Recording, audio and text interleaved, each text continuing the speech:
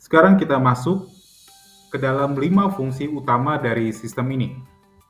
Fungsi yang pertama adalah user management. Keunggulan yang kedua yang dimiliki sistem ini adalah memungkinkan untuk membuat user sebanyak-banyaknya, tentu sesuai dengan kebutuhan masing-masing perusahaan. Sistem ini juga memungkinkan untuk membuat role untuk setiap user. Apa itu role? Apa itu fungsinya? Fungsi role adalah menjalankan proses bisnis pada suatu instansi atau perusahaan tersebut. Singkatnya, kita bisa menentukan user apa saja yang berhak melihat, menghapus, menambahkan, dan juga merubah suatu informasi di dalam sistem. Yang pertama perlu dilakukan sebagai admin adalah admin harus membuat role. Pada layar sebelah kiri terdapat list menu. Pindahkan kursor ke sebelah kiri. Cari menu role, lalu tambahkan role yang ingin dibuat. Misalnya manager.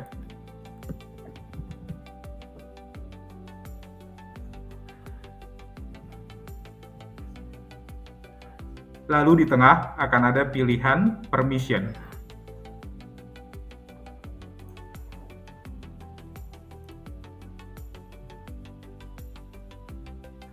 Pilih menu apa saja yang memang diperlukan pada role manager.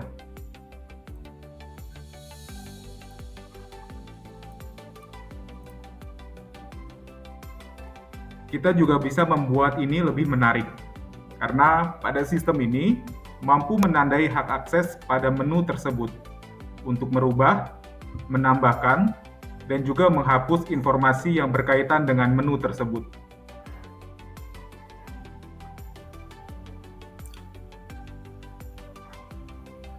Sekarang mari kita lengkapi role yang ada di manager lagi.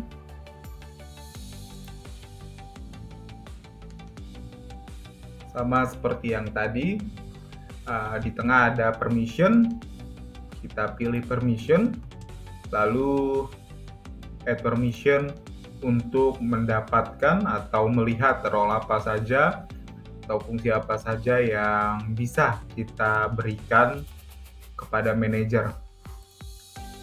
Salah satu contohnya PKB misalnya. Nah, di dalam PKB ini itu ada 6 hak akses yang bisa kita berikan. Pertama, menu itu untuk melihat menu PKB. Lalu create itu digunakan untuk membuat PKB. Update itu digunakan jika dibutuhkan perubahan di dalam PKB. Delete jika dibutuhkan menghapus satu record atau satu data PKB. Requester dan juga approver ini merupakan satu model bisnis. Requester itu sebagai peminta persetujuan kepada approver, lalu approver ini adalah orang yang akhirnya memberikan persetujuan. Misalnya di dalam satu procurement order, staff sebagai requester meminta approval seorang manajer agar procurement order tersebut disetujui. Jadi, requester dan juga approver merupakan proses bisnis di dalam sistem workshop ini. Sekarang kita pilih PKB, lalu kita pilih fungsi mana yang ingin kita berikan kepada manajer. Tentu saja pertama menu. Manajer harus bisa melihat isi record atau data yang ada di dalam PKB. Lalu, apakah perlu manajer bisa membuat PKB? Rasanya perlu. Lalu, apakah perlu manajer bisa membuat atau mengupdate suatu data di PKB, jika perlu kita bisa menceklis. Begitupun juga untuk delete. Lalu requester, apakah PKB datangnya dari manager? Di dalam hal ini, PKB akan dimintai persetujuannya oleh service advisor. Jadi, tidak perlu di checklist requesternya, hanya approvalnya saja.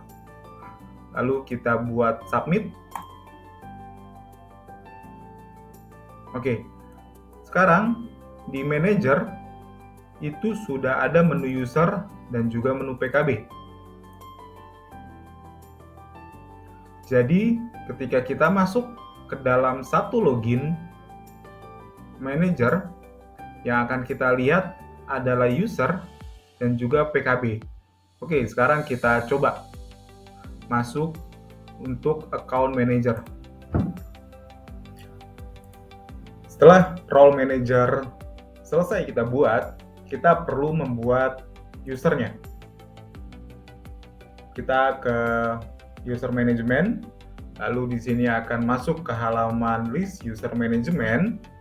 Saat ini tampilannya masih kosong, belum ada data. Sekarang kita tambahkan data untuk user management. Kita add user, kita buat namanya Daniel.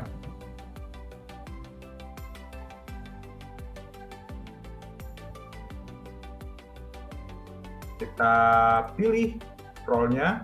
Tadi sudah kita tambahkan user manager, lalu kita pilihkan role-nya manager, lalu password-nya kita buat pada 1, 2, 3, 4, 5, 6. Oke, kita tambahkan.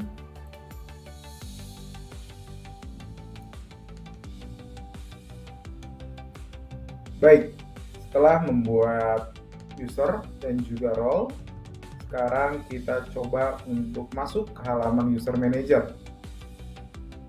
Atau dalam hal ini user tersebut bernama Daniel. Kita coba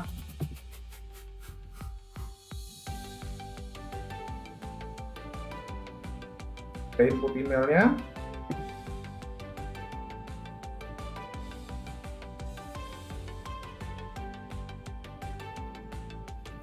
Passwordnya tadi 1, 2, 3, 4, 5, 6. Kita cek sekali lagi.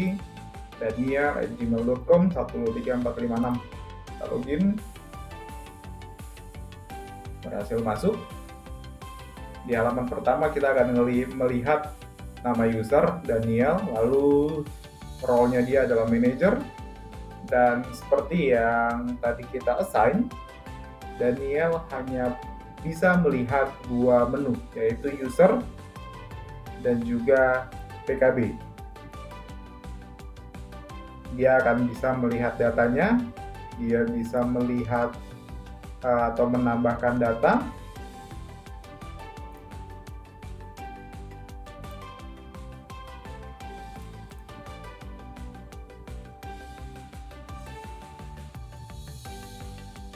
Jadi di dalam user manager Daniel, admin dapat membuat user sebanyak-banyaknya